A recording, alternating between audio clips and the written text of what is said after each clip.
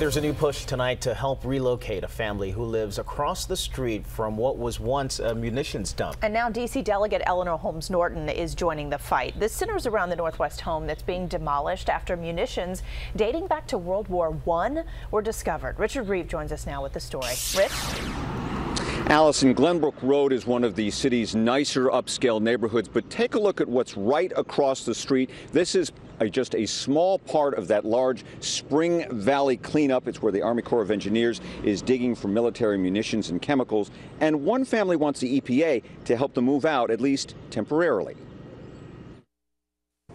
5-year-old Lucas and 2-year-old Louisa love to play in the front yard of their Glenbrook Road home under the watchful eye of their nanny. We do not expect to have any problems, but when you're dealing with children, you don't want to run the risk. The children and their parents live directly across the street from this demolished home, now an Army Corps of Engineers cleanup site. When there's a lot of danger that you don't understand, the prudent thing to do is protect the kids. The cleanup site is just part of a 20-year project to remove military munitions and tainted soil. Now the family's attorney has filed an emergency petition with the EPA to relocate the children. There should be special protections for kids because they're especially sensitive to chemicals and contaminants. D.C. Delegate Eleanor Holmes Norton says this is a unique situation with a military disposal site in a residential neighborhood.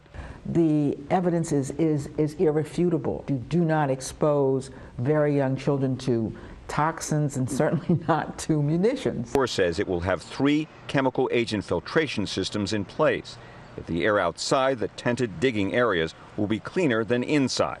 The family says it's better to be safe than sorry. It's not what you know that is the problem, it's what you don't know. Now, the family attorney admits it's pretty rare for the EPA to set up this kind of arrangement, moving a family away from a clean-up site.